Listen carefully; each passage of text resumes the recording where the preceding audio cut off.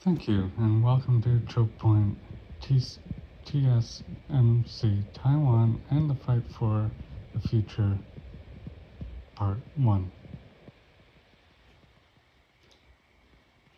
Thank you for joining us as we dive deep into the story of TSMC, the most important company you probably never thought about.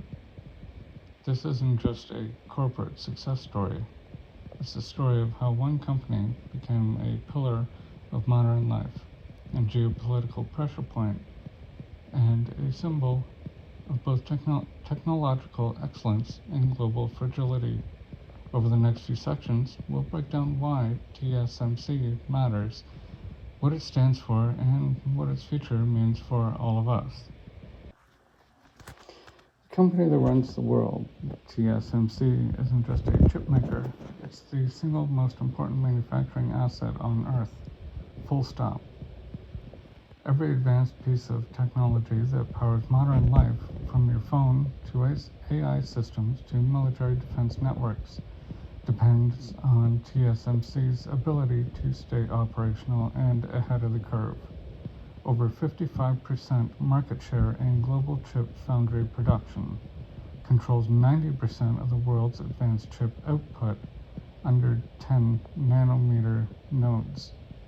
Trusted supplier to Apple, Nvidia, Qualcomm, AMD, Tesla, and the Pentagon. The silicon shield.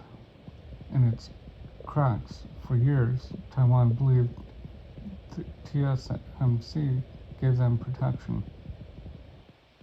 The idea being that if Taiwan falls, the world loses its tech pipeline. That's the silicon shield theory. But that shield only works if the factories stay intact, the chips keep flowing, and nobody builds a replacement somewhere safer.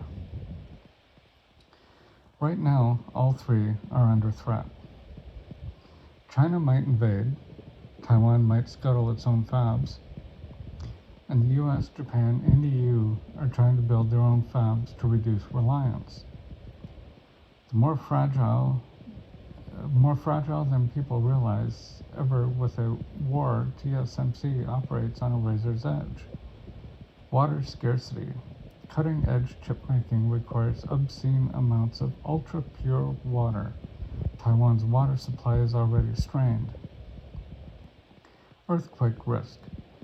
Taiwan sits on the Pacific Ring of Fire. A serious quake could cripple production overnight.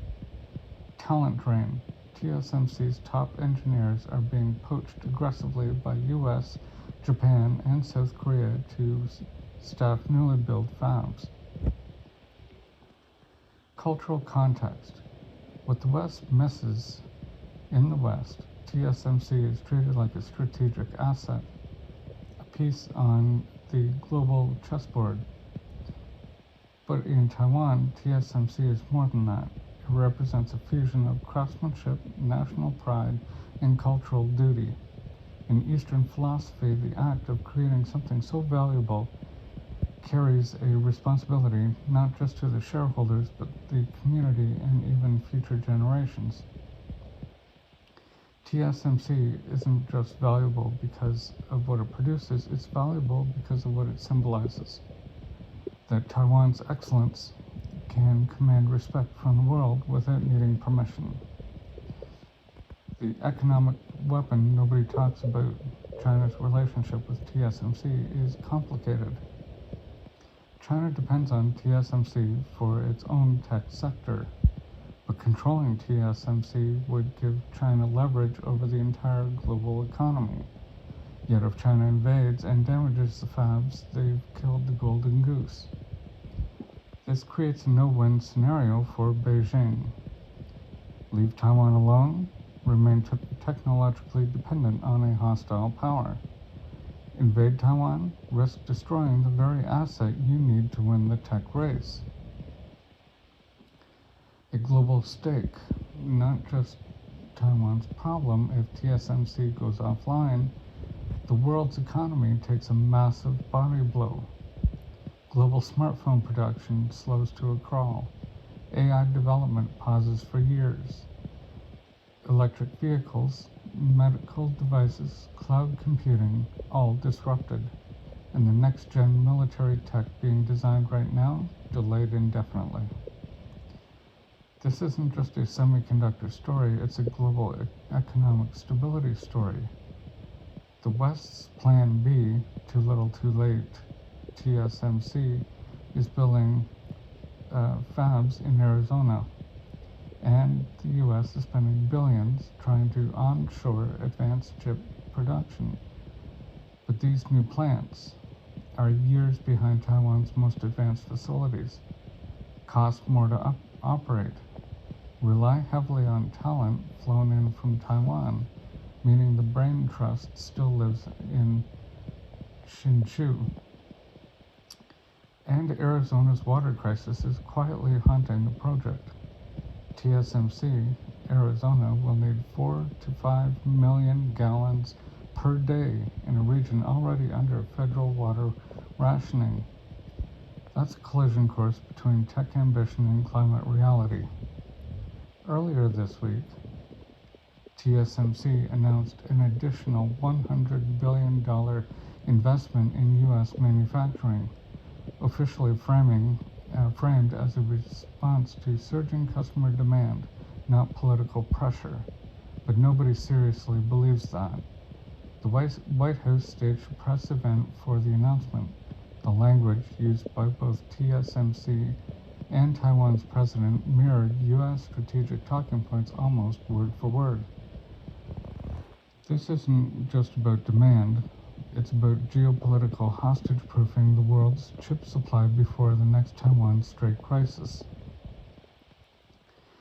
Analysts have already noted that without subsidies, this is a deeply unprofitable move for TSMC, meaning the real payoff isn't financial, it's survival. Frying pan into the fire doctrine. This is a textbook case where the proposed solution, Arizona fabs, creates a brand new crisis, water stress and climate fragility. Every future proposed fix for TSMC needs to pass a frying pan check. What does this solve? What does this break next? In short, if Taiwan falls, Arizona won't save you. The poison pill doctrine. There's credible talk that if China invades, Taiwan's government and TSMC itself would destroy the fabs before handing them over, a self-inflicted economic nuke designed to make Taiwan worthless to Beijing. This is more than a rumor. US and Taiwanese officials have quietly discussed this option since 2022. Frying pan test. Global chips go dark. What happens next? If the poison pill triggers and TSMC is destroyed, this doesn't just cause a temporary chip shortage, it permanently rewrites the global tech order. Short term, 0 to 12 months. Global electronics industry slows to pre-2010 supply levels. Prices for existing devices skyrocket. Second-hand hardware becomes gold.